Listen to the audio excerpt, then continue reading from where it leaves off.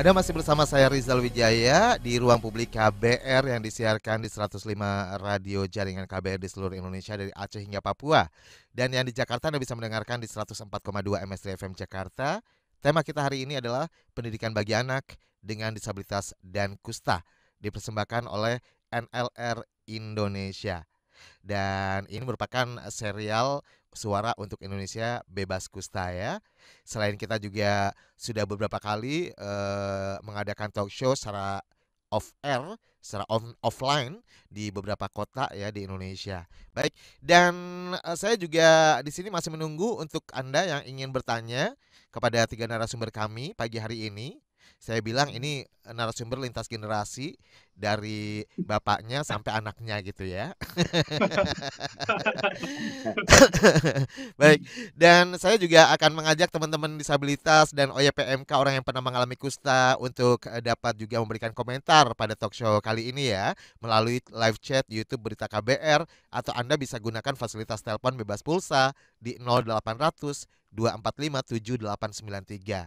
Untuk SMS dan WhatsApp di 0812 118 8181. Baik, saya juga masih bersama Bapak Anselmus Gabies Kartono dari yayasan kita juga San Kita, kemudian Bapak Frans Patut SPD, Kepala Sekolah SD Negeri Ranggawatu Manggarai Barat, dan tentunya bersama Ignas Charlie, anak berkebutuhan khusus yang sekolah di SD reguler ya, yaitu SD Negeri Ranggawatu Manggarai Barat.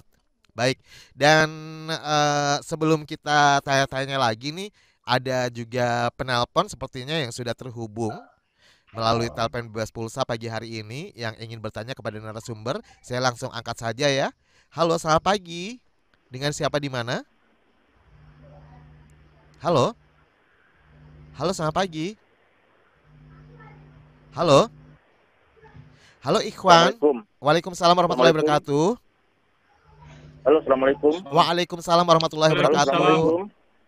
Waalaikumsalam Halo, warahmatullahi assalamualaikum. wabarakatuh. Ya, Ikhwan kayaknya tidak Halo, mendengar assalamualaikum. dengan baik ya suara kita ya. Ya, Boleh? Pak Iwan di Banjarmasin.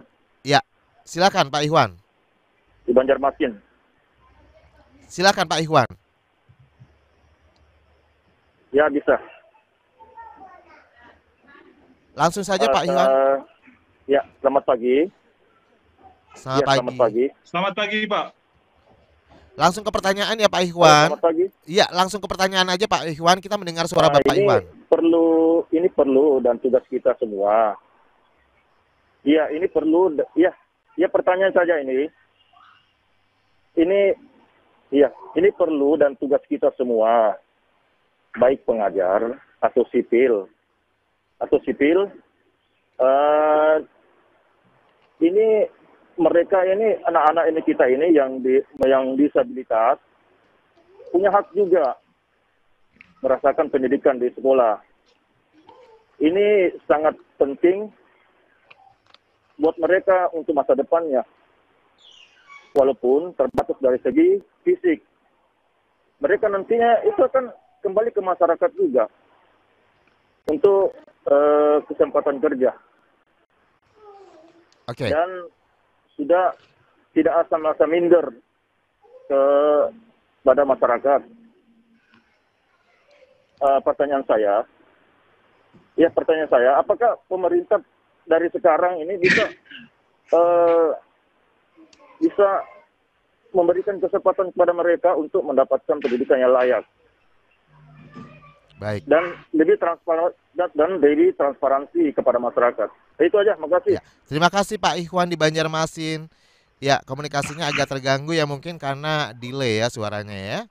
Terdengarnya agak lambat. Baik, langsung boleh ditanggapi mungkin ke Bapak Frans terlebih dahulu ya. Karena sebagai sekolah reguler yang memberikan kesempatan kepada adik-adik penyandang disabilitas untuk bersekolah di sana ya. Seperti apa? Baik, saya rasa pemerintah sudah terbuka atau membuka kesempatan kepada setiap sekolah reguler untuk membuka kesempatan kepada setiap peserta atau setiap anak-anak yang dikategorikan sebagai siswa berkebutuhan khusus untuk mengikuti pendidikan baik di sekolah khusus maupun di sekolah reguler. Hanya sekarang itu yang pasti di setiap sekolah itu, terutama di sekolah reguler, itu banyak sekali kendala. Kendala antara lain di eh, pengajarnya atau pembimbing khusus untuk menangani anak-anak yang berkebutuhan. Karena mereka harus ditangani secara khusus. Apalagi kita di sekolah negeri basicnya basic guru umum. Sedangkan untuk siswa-siswa yang ABK, kategori ABK ini, itu harus ditangani secara khusus. Nah, kendala umumnya di setiap sekolah reguler, terutama untuk daerah kami, mungkin ketersediaan guru pembimbing khusus itu belum tersedia. Sehingga itu menjadi kendala. Dan selama ini kita selalu berharap kepada pemerintah untuk membuka kesempatan atau lowongan kepada para sarjana yang tamatan dari pendidikan khusus untuk bisa mengabdikan diri pada sekolah negeri. Ya. Siap. Tapi secara umum sih pemerintah sudah terbuka bahwa di setiap sekolah negeri hanya itu harus didukung dengan harus ada SK-nya, SK untuk menyelenggarakan pendidikan inklusif. Ya, seperti itu. Apakah semua sekolah reguler gitu ya, seperti misalnya SD Negeri Ranggawatu ini juga diberikan kesempatan yang sama seperti SD Negeri Ranggawatu? Seperti itu. Tidak semua Iya. sekolah atau semua sekolah? Sebetulnya secara kalau kita di sini, karena kita masih di daerah-daerah ya, sebetulnya kalau dilihat di sekolah-sekolah tetangga juga sama. Artinya terima siswa ABK hanya pemberlakuan secara khususnya belum maksimal. Artinya pembimbingan secara khusus untuk anak-anak ini itu dibutuhkan pendamping yang khusus. Ya. Oke. Kita selama ini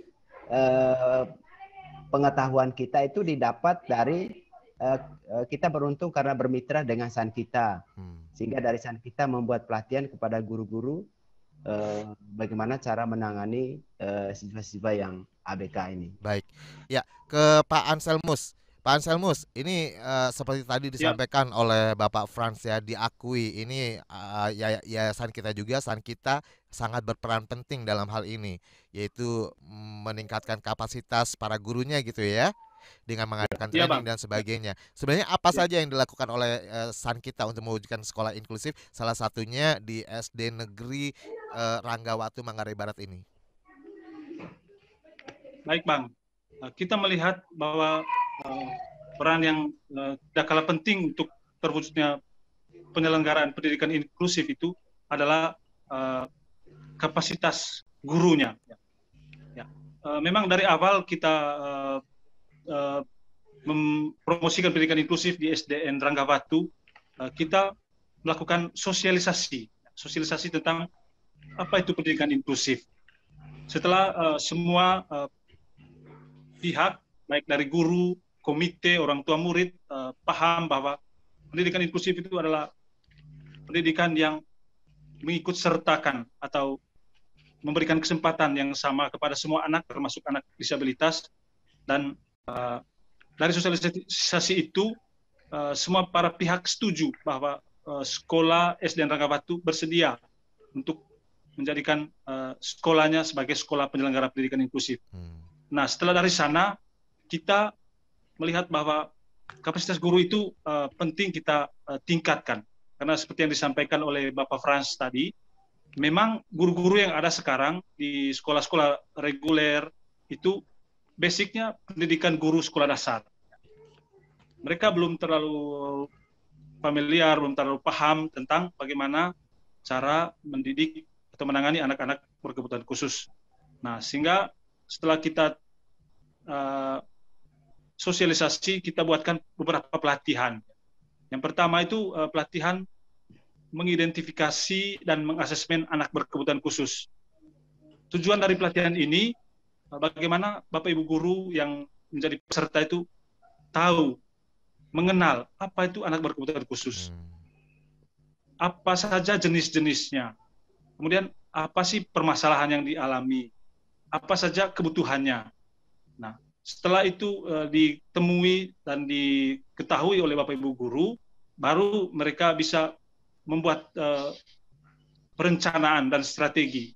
Oh, misalnya kalau anak berkebutuhan khususnya, misalnya disabilitas sensorik netra, maka apa yang strategi yang disediakan oleh Bapak Ibu guru, misalnya dia low vision, misalnya dia masih memiliki sisa penglihatan, maka strateginya bagaimana, misalnya apakah materi yang diberikan itu dibuat hurufnya agak lebih besar, atau misalnya duduknya di tempat yang paling depan dekat Bapak Ibu guru sehingga dia lebih dapat mendengarkan atau memahami materi yang diberikan oleh Bapak Ibu guru. Baik, jadi Seperti disesuaikan dengan kebutuhan si anak ya. Iya Pak. Betul. Bang. Baik, dan nanti kita lanjutkan kembali. Kita harus jeda, lagi-lagi harus jeda dulu karena ada iklan lagi yang akan kita putarkan ya. Baik, Ignas masih di sini ya. Jangan kemana-mana ya Ignas ya. Boleh kau minum sedikit. Oke deh. Dan nanti saya juga akan bacakan beberapa komentar, pertanyaan juga yang sudah masuk banyak banget loh hari ini. Yang pengen dengar ceritanya Ignas, yang pengen tahu penjelasannya Bapak Franz, dan tentunya Bapak Ansel ya. Tetap di Ruang Publik KBR hingga pukul 10 waktu Indonesia Barat.